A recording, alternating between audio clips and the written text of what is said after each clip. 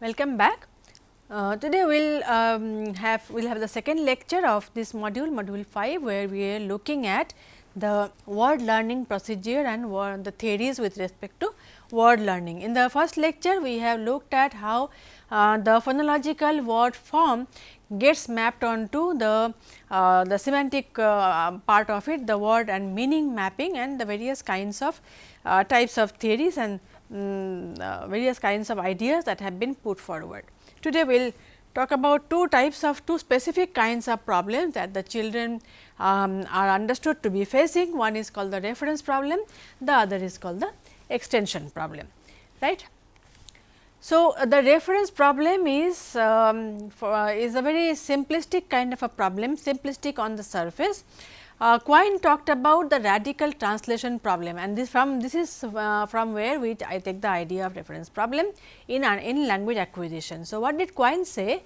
He talked about a person, his idea pertained to a person translating a previously unknown radically different language. Now, how would he go about it? He would probably start by what word the natives would use for a certain event. So, gives the example of a white rabbit scurried by and the native says gavagai. The natives gives only one word, and this was what happened. There is an incident, there is a native output, native as in the person who is a native speaker of the language. So, they said gavagai. Now, what does it really refer to? This is the scene, but which aspect of the scene is the word gavagai referring to? Is it the rabbit, white, scurrying, animal, he is seeing the event? There are so many aspects of the same scene, right. So, which aspect of that entire scene is the word referring to? This is the reference problem. Even when children are learning words, they have understood a word, they have identified a word from the speech stream. How do they pinpoint that out of the referent, which aspect of the referent is it referring to, is it talking about? So, our problem statement is a novel word may have unlimited number of potential reference. Let us try to understand this problem. It might not look like much of a problem if you know the language, but if you do not, then you see what happens. So, to make things easier, I have quoted from a very well known book by Daniel Everett, Don't Sleep There Are Snakes. The book's name is Don't Sleep There Are Snakes, where Daniel Everett talks about his work among the pirahas in the Amazon, where he spent decades learning the language and also studying the people. So, in one of his initial encounters with the Piraha people, where he is armed with his pen and paper, and he is trying to get the words and the sentences of the language. In doing that, he does this. Daniel drops one stick to the ground, on the ground. The Piraha man says this. I am not sure how to pronounce this. So, this is what the Piraha sentence is. Now, what Daniel thinks is that because he dropped the stick on the ground, so he thought what the native said probably means you dropped one stick or the stick falls to the ground.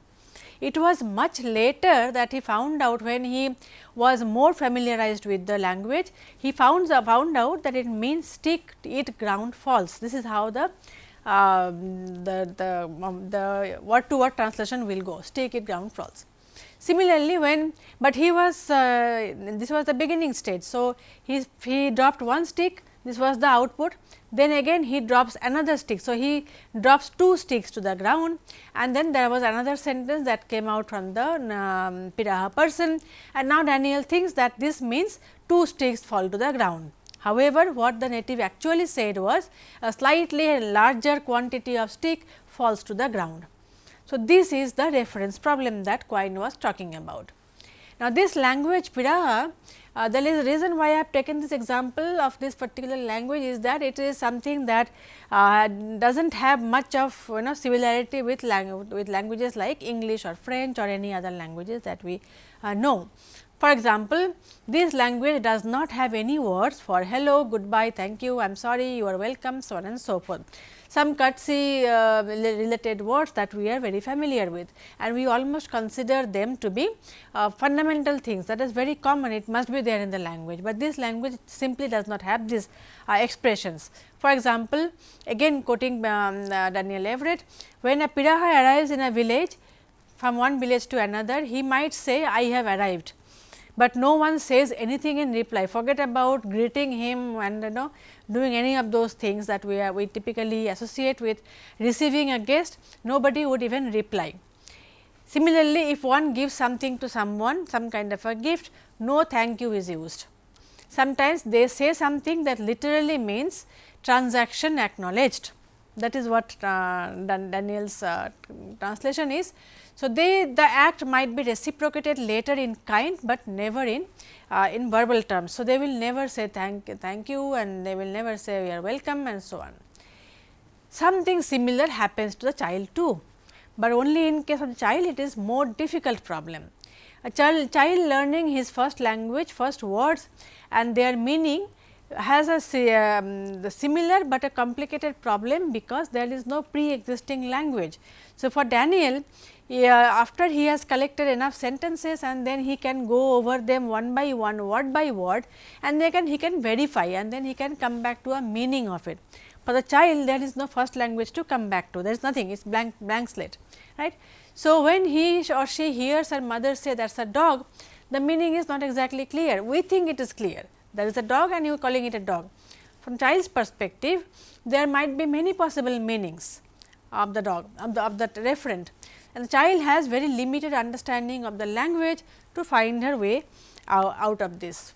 Also, linguists know that there might be words for objects like rabbits in a language, and we look for them.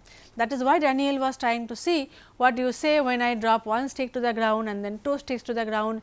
So, he was expecting to get the numerals probably, the numerals are 1, 2, 3, 4, how do you count in this language. So, we know as linguists or as normally a lay person also knows that certain things might have a word in that language. So, we look for it. Children do not have that kind of background information. So, that is another problem. For example, for the children, the word gavagai might even mean we do not have any word for that animal in my language.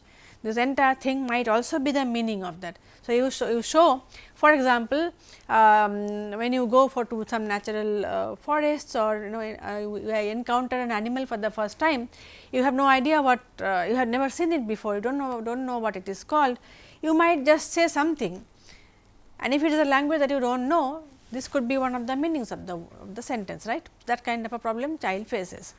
Thus, the child may have in mind limitless array of objects, relations and states as a possible referent for the word, and of course, their possible linkage to the conceptualization. So, for example, take the word toy mouse. Now, which aspect of it should the word refer to? Mouse, mammal, animal, toy, wooden object, cat prey, furry thing, so on and so forth. So many things that the conceptualization aspect might what would you map onto? The word, the referent and the conceptualization. There is a three-way transaction that is happening here. So, what is it that the child will finally pick up? So, ambiguity is present even under the simplifying assumption that the intended referent is available. When it is not available, things only get more and more difficult, but even if it is available, these are the kinds of problems that you might find. Worst case scenario is learning word meaning mapping is difficult for concrete words, but imagine about the abstract words. How difficult it is to talk about an abstract word. In linguistics, we have this issue in cognitive linguistics, for example, we have this thing called categorization, we study categorization. How do you categorize an abstract concept in your language might not be the same way as you categorize the same thing in another language, even if they are similar languages. And that is when we are talking about first and second language. Just to give a small example, the word Abhiman in Hindi, Abhiman means pride, some sort of some kind of a pride. When you consider yourself important enough, that is Abhiman. but the another language which is very closely related to Hindi and which traces its history to the same ancestral language, that is Bangla. Bangla also has the same word Abhiman, but it is not the same word because the meaning is not exactly the same. So, Abhiman does not mean pride in Bangla, it means a very different thing. So, this is something that when cross language mapping we are talking about. So, it is very difficult for abstract notions to be learnt and to understand, and for child's perspective it is even more difficult.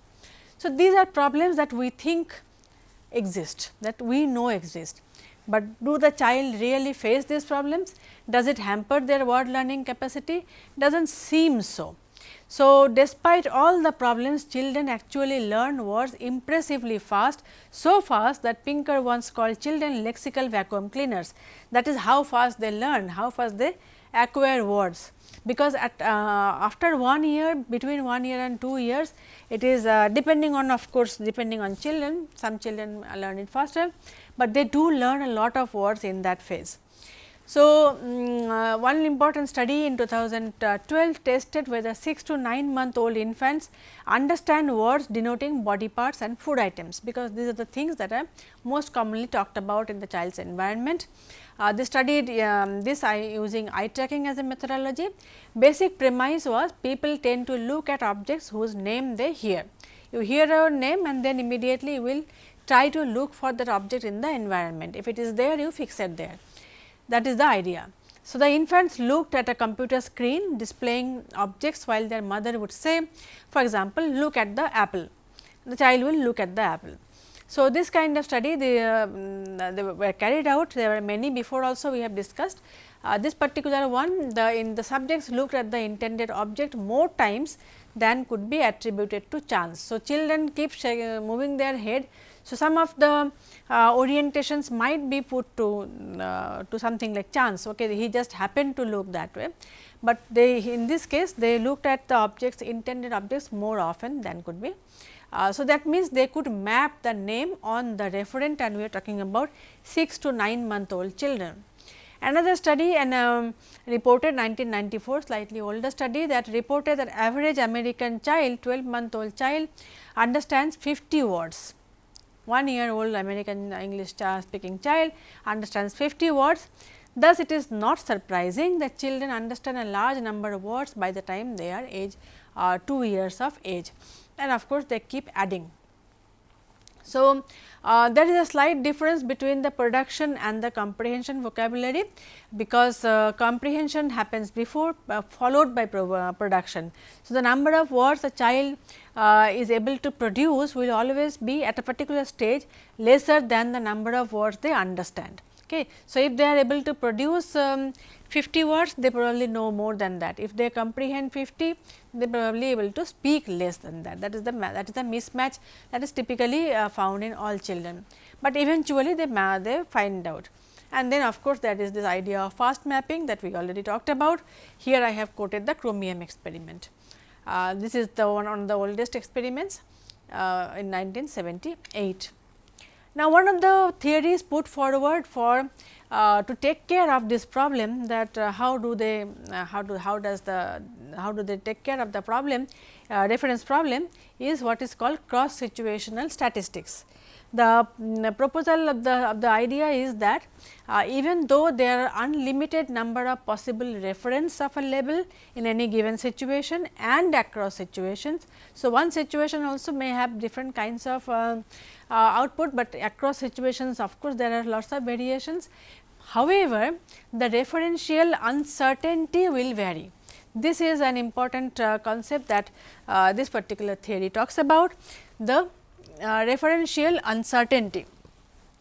So, referential uncertainty basically means that the learners have to, that is the children, we are talking about infants, they need to track the invariance, that is which aspect remains constant across scenarios. If they can track that, there are variations and there are certain things that are invariant, comparatively invariant. That particular thing they need to track. That is what is cross situational statistics. So, how many times this appears in an invariant format and how many times this varies. So, if they can track the invariance, then they could link the label to the invariant entity as well. So, the potential importance of this possibility has also been studied by a number of researchers. I have added them. This is kind of a more recent theory. So, there are many studies that have taken place in the 2000s and slightly before as well. That was the reference problem. So, how do they map the word form on the meaning and what are the problems they probably face and so on. So, now we have the problem of extension. So, fine, once they have found out that the dog refers to the pet dog. Now, this is the reference problem. This is a dog. So, the child understands that this is the referent of the word dog. So, let us say now the reference problem we have seen that the child has to map the word form on the referent. Now, once we have solved that problem, how do we solve that problem? Child figures out that the word dog refers to her pet dog. Now, that solves the basic problem. Now, the word dog does not refer to a single instance of the dog. That means, the word dog does not refer only to the pet dog of the child. It refers to all the other dogs in the world. Now, this is the extension problem. So, it also refers to the Labrador, to other Chihuahua and all of that.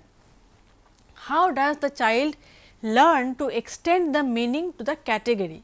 Because the word dog is not about a particular dog, but it is a category name rather than an entity name. Of course, the entity is also a dog, but the child has to understand that this particular word and its meaning extends to all the other members of the same category dog. How does the child do that? For example, and also they have to, while they are at it, they also have to remember where to stop.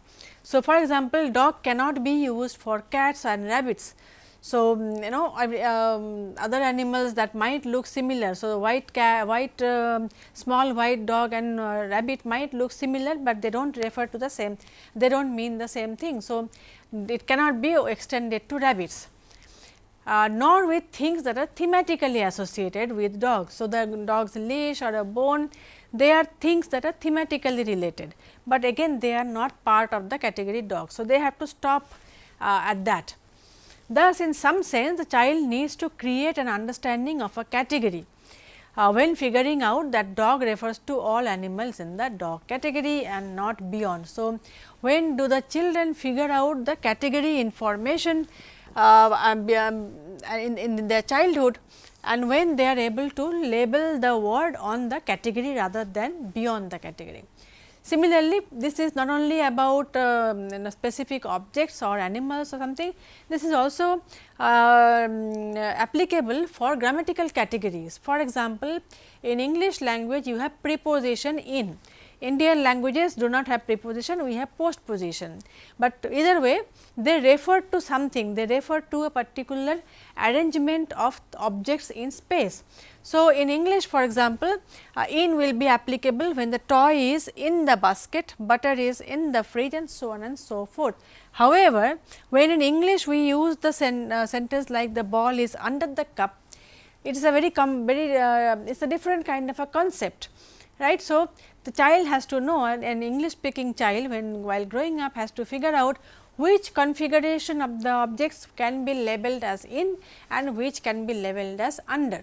So, this is another kind of difficulty.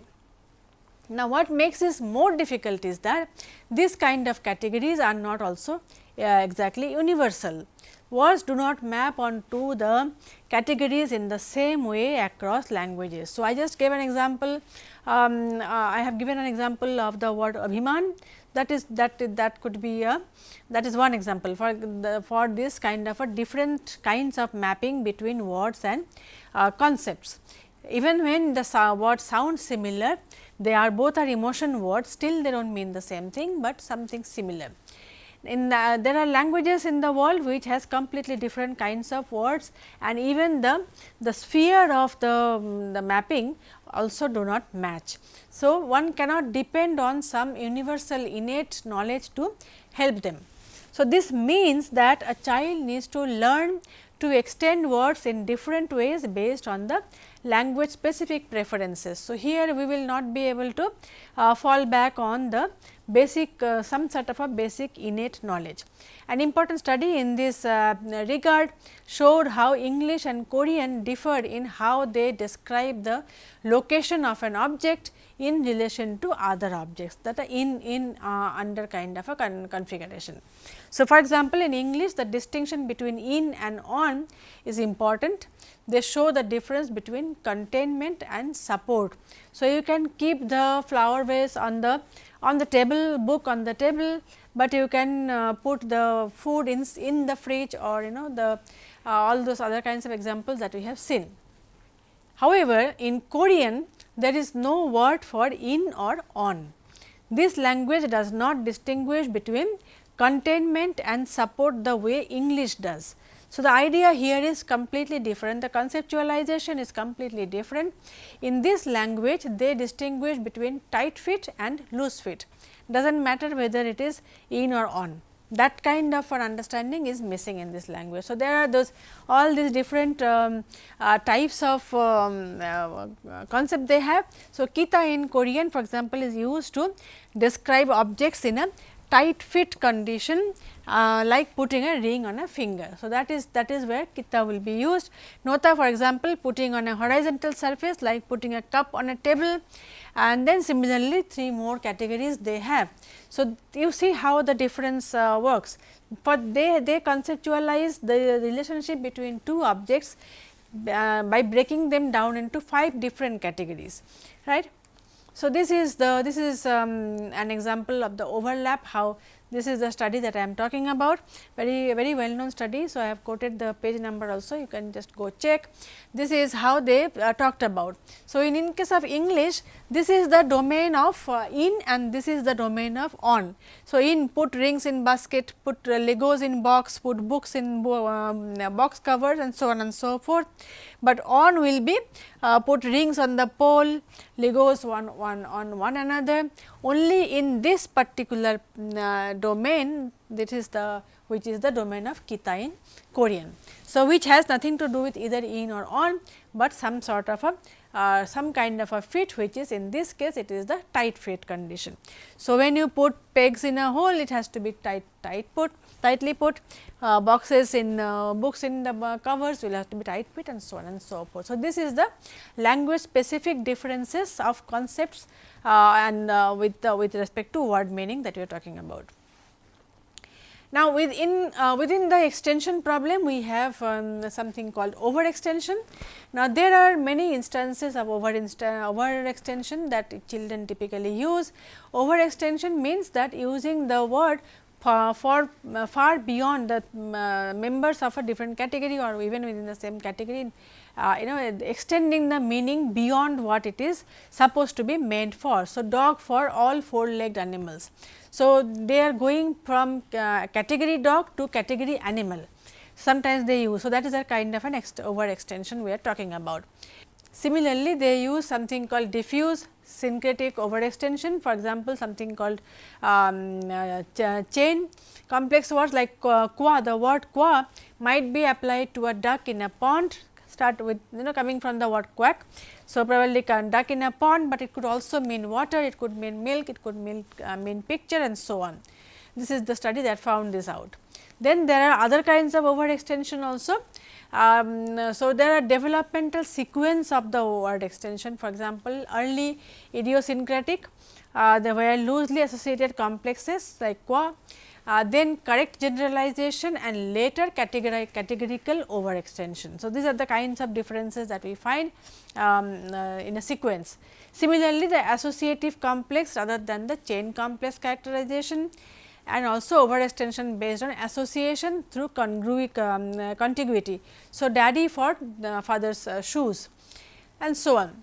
In this domain, one of the most well known studies is by Rescola's 1980 studies, where he distinguishes between types of overextensions, categories of overextension.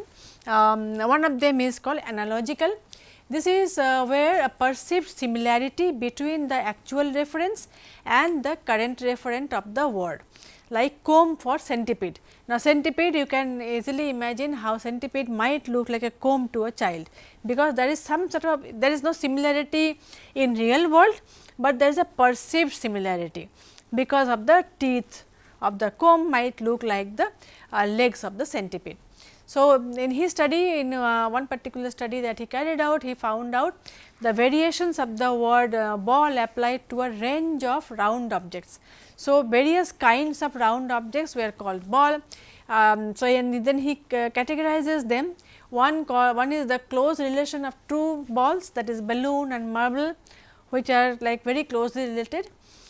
Then comes the clear member of other concept category, for example, apple, eggs were also called balls, and then more ambiguous cases like wool pom pom, spherical water tank, everything was called ball. So, this is what he calls analogical. So, because of the underlying perceived similarity across categories, across objects, that is where children tend to overextend.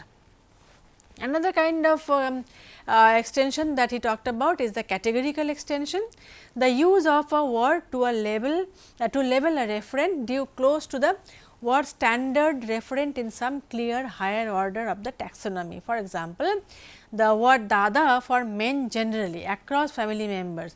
So, probably they can start saying dada to father and then extend it to all the other members, there is some sort of a similarity within the same category. So, all the male members of the family will be called across family boundaries also. All the men of that category will be called dada, that is called categorical extension. Apple to include oranges as well. So, apples and oranges distinction becomes much later. Hat for many similar things like crown and so on. So, they are all in the same category, right. And then there is something called predicate statement. Predicate statement is when the use of words convey some information about the relationship between the immediate referent and some kind of an absent person, object, location, property or state. So, starting from a one word, they actually basically try to say the entire sentence, the entire scenario. So, there is a one word sentence kind of a thing. So, doll to mean usual location of the doll in the crib, key to mean door and so on. So, these utterances are basically like one word sentences. Now, why do children overextend? There are various kinds of theories, as we have all just seen, that they find some kind of perceptual similarity or there is some other kind of similarity they find. These have been put together here. So, there are many that have been put forward. Perceptual, of course, is the most common perceptual similarity that they find. Then there is functional similarity, then affective response, action schemes and situational context, that is another reason that have been given for overextension. Also, it could be a combinatorial utterance. Combinatorial utterance is when they say daddy to mean daddy's shoes. So, where a relational or syntactic meaning is basically conveyed with a single word. So, these are the things that typically children do. Now, all of these extensions problems and types of overextensions that we talked about are in the domain of word production. So, when children speak, this is the kind of so called errors that they make and through which we are trying to understand how they map the words on their meaning and the conceptualization. But overextension can also happen in case of comprehension, which is a little difficult to find out and it is also less common. So, there are important behavioral differences in terms of overextensional production and comprehension. So, children often overextend in production even when they correctly infer the appropriate adult word in comprehension. So, even when they are not making any error in comprehension, they might still overextend while producing the same word. So, for example, identifying the correct referent upon hearing the word strawberry, they are overextending the word to apple. extending the word apple to refer to the strawberries in production. So, when you show them strawberries and they understand strawberries, they can link it in terms of comprehension, but they use when they have to produce what, when they have to say, then they overextend the word apple to include strawberries. So, this kind of mismatch is also quite common between comprehension and production with respect to the overextensions. The asymmetry basically is due to the asymmetry between production and comprehension is very common, not just in terms of overextension, but also in terms of all other kinds of linguistic capacities and other kinds of linguistic categories, because typically the general trend is that comprehension is precedes production. Comprehension is always better than production in the initial stages of life, not only for typically developing children, but also in terms of in cases of atypical children. Children tend to do better in comprehension task as opposed to production task. So, probably that is the reason why we see the asymmetry. So, it is nothing very unusual. So, this is already taken care of, this could be one reason. And there are other reasons that have been put forward. One of them is that comprehension and production rely on two separate systems. So, some have said that there might be two separate systems in the mind, one taking care of comprehension and the other production. Some say it is a single system and so on. So, these are some of the reasons for the asymmetry. Other views are also there. For example, the incomplete conceptual system, the pragmatic choice, and then of course, retrieval error.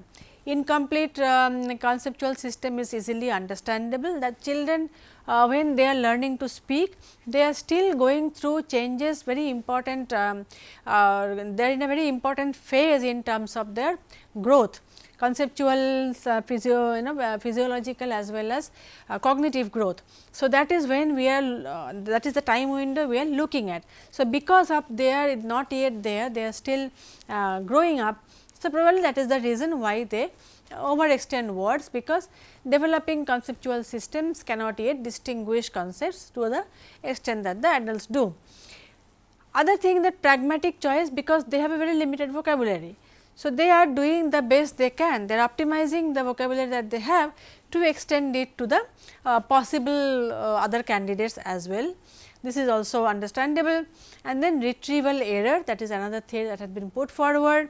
This is a performance error caused by the cognitive effort of retrieving unfamiliar word, because unfamiliar words are more difficult to retrieve, familiar words are more easy to retrieve. So, they overextend the familiar words. So, these are the some of the views.